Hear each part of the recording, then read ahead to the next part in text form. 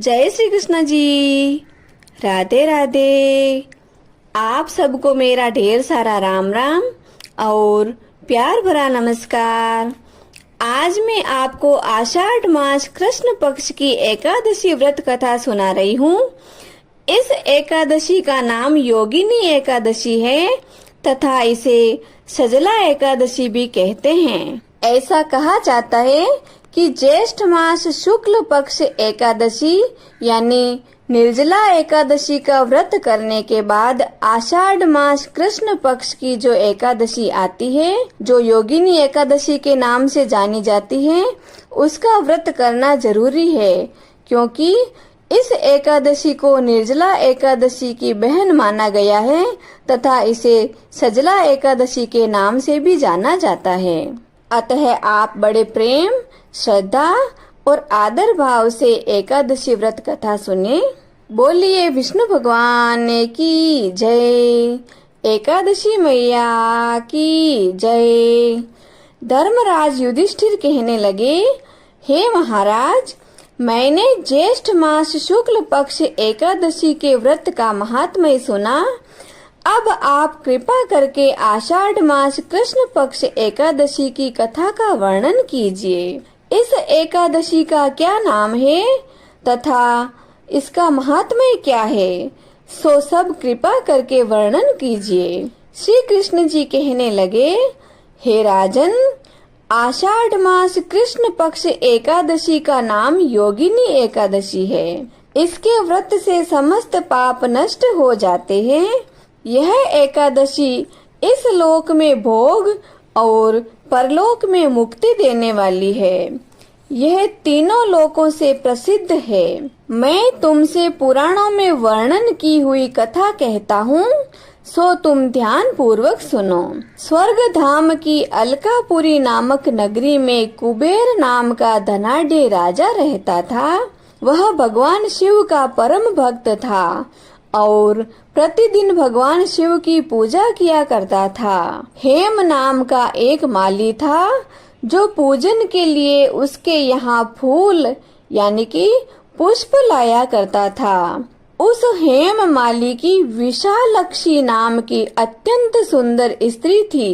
एक दिन वह मान सरोवर से पुष्प तो लेकर आया, परंतु कामासक्त होने के कारण वह अपनी स्त्री से हास्य विनोद तथा रमण करने लग गया। इधर माली दोपहर तक पुष्प लेकर राजा के पास नहीं पहुंचा, उधर राजा उसकी राह देखता रह गया। अंत में राजा ने सेवकों को आज्ञा दी कि तुम जाकर हेम माली के न आने के कारण का पता लगाओ, क्योंकि वह अभी तक पुष्प लेकर नहीं आया है। सेवकों ने कहा, महाराज, वह पापी अति कामी है, अपनी स्त्री से हास्य विनोद तथा रमण कर रहा होगा। यह सुनकर राजा ने क्रोधित होकर उसे बुलाया। हेममाली राजा के भय से कांपता हुआ उपस्थित हुआ। राजा कुबेर क्रोध के मारे जिसके होंठ कांप रहे थे, कहने लगा कि अरे पापी, नीच, कामी, तूने मेरे परम पूजनीय ईश्वरों के भी ईश्वर भगवान श्री शिवजी महाराज का अनादर किया है। इसलिए मैं तुझको श्राप देता हूँ कि तू स्त्री का वियोग सहेगा और मृत्युलोक में जाकर कोढ़ी बनकर रहेगा। राजा कुबेर के श्राप से हेममाली का स्वर्ग से पतन हो गया और वह उसी क्षण पृथ्वी पर आकर गिर पड़ा। भूतल पर आते ही उसके श्वेत कोढ़ निकल आया। उसकी स्त्री भी उसी समय अंतर ध्यान हो गई। मृत्युलोक में आकर उसने अनेक दुख भोगे। भयानक जंगल में जाकर बिना अन्न तथा जल के भटकता रहा। रात्रि को निद्रा भी नहीं आती थी, परंतु भगवान भोलेनाथ की पूजा के प्रभाव से उसको पिछले जन्म की स्मृति का ज्ञान अवश्य रहा। घूमते घूमते एक दिन वह मार्कंडेय ऋषि के आश्रम में पहुंच गया, जो ब्रह्मा जी से भी अधिक वृद्ध थे और जिनका आश्रम ब्रह्मा की सभा के समान लगता था। हेममाली वहां जाकर उनके पैरों में गिर पड़ा। उसको देखकर मार्कंडेय जी बोले, ऐसा कौन सा पाप किया है जिसके प्रभाव से तू कोढ़ी होकर महान दुख भोग रहा है। हेममाली कहने लगा, हे प्रभु, मैं राजा कुबेर का सेवक हेममाली हूँ। मैं राजा की पूजा के लिए नित्य प्रति पुष्प लाया करता था। एक दिन मुझे अपनी स्त्री के साथ विहार करते हुए देर हो गई और दोपहर तक पुष्प लेकर नहीं पहुंच सका, तो उन्होंने मुझे शाप दे दिया कि तुझे स्त्री का वियोग होगा और मृत्युलोक में जाकर कोढ़ी बनकर दुख भोगेगा। इस शाप से मैं कोढ़ी होकर अत्यंत दुख भोग रहा हूँ। अतः आप कोई ऐसा उपाय बताएं जिससे मेरा यह दुख दूर हो जाए। इस पर मार्कंडेय जी बोले, तूने मेरे सन्मुख चूंकि सत्य वचन कहे हैं, इसलिए मैं तेरे उद्धार के लिए एक व्रत बताता हूँ। यदि तू आषाढ़ मास के कृष्ण पक्ष की योगिनी नाम की एकादशी का विधि पूर्वक व्रत करेगा तो तेरे सब पाप नष्ट हो जाएंगे। यह सुनकर हेममाली ने अत्यंत प्रसन्न होकर मुनि को साष्टांग प्रणाम किया। मुनि ने उसको अत्यंत स्नेह के साथ उठाया। हेममाली ने मुनि के कथनानुसार विधि पूर्वक योगिनी एकादशी का व्रत किया तथा इसके प्रभाव से अपने पुराने स्वरूप में आकर अपनी स्त्री के साथ आनंद पूर्वक विहार करने लगा।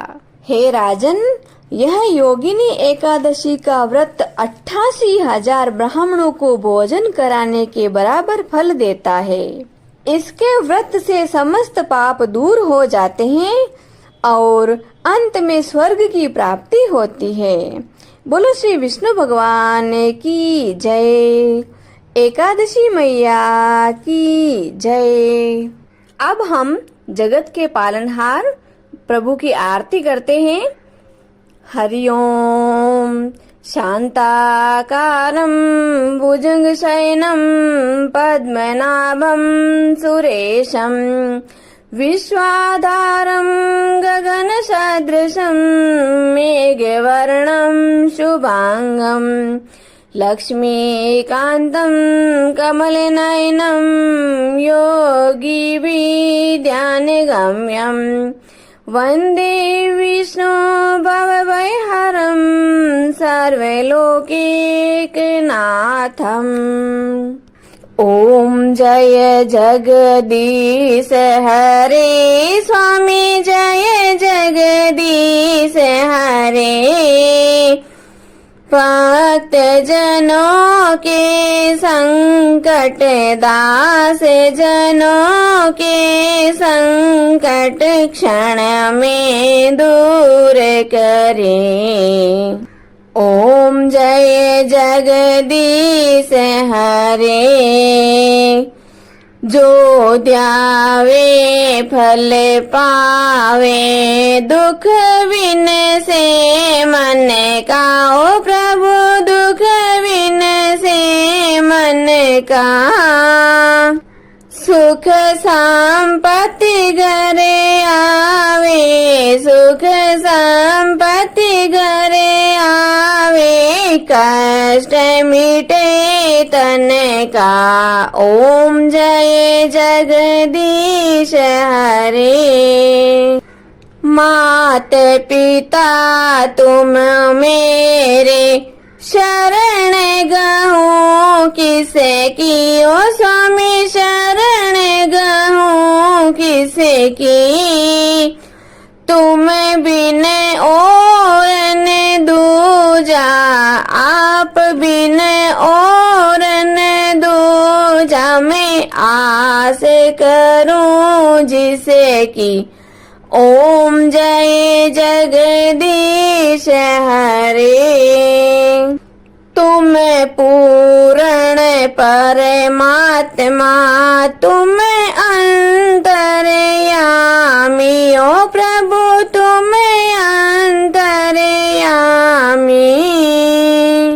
पारे ब्रह्म परमेश्वर, पारे ब्रह्म परमेश्वर तुम सबके स्वामी। ओम जय जगदीश हरे। तुम करुणा के सागर, तुम पालन करता हो स्वामी, आप पालन करता। मैं मूर्ख खल कामी, मैं सेवक आप स्वामी, कृपा करो भरता। ओम जय जगदीश हरे। तुम हो एक अगोचर सबके प्राणपति, ओ प्रभु सबके प्राणपति। किस विध मिलो दयामय, किस विध मिलो कृपामय, आपको मैं कुमति। ओम जय जगदीश हरे। दीन बंधु दुख हरता ठाकुर तुम मेरे हो, प्रभु रक्षक आप मेरे। करुणा हाथ बढ़ाओ, श्रद्धा प्रेम बढ़ाओ, द्वार पड़ा तेरे। ओम जय जगदीश हरे। विषय विकार मिटाओ, पाप हरो देवा हो स्वामी, कष्ट हरो देवा। श्रद्धा भक्ति बढ़ाओ, करुणा प्रेम बढ़ाओ, संतन की सेवा। ओम जय जगदीश हरे। तन मन धन सब कुछ है तेरा हो स्वामी, सब कुछ है तेरा। तेरा तुझको अर्पण आपका, आपको अर्पण क्या लागे मेरा। ओम जय जगदीश हरे। श्री जगदीश स्वामी जी की आरती जो कोई नर नारी गावे, हो जारा पाप परा जावे। जारे घर लक्ष्मी जी आवे, हो जारे नवनिध होई जावे। हो जारा दुख दारिद्र जावे, हो जारे सुख संपत्ति आवे। होवे तो भक्ति मुक्ति पावे। कहत शिवानंद स्वामी, रटते भोलानंद स्वामी, मनवांचित फल पावे। ओम जय जगदीश हरे। ओम जय जगदीश हरे। ओ स्वामी जय जगदीश हरे। ओ प्रभु जय जगदीश हरे। भक्त जनों के संकट, दास जनों के संकट, क्षण में दूर करे दाता। पल में दूर करे। ओम जय जगदीश हरे। बोले श्री विष्णु भगवान की जय। आज के आनंद की जय। जय श्री कृष्णा जी। राधे राधे।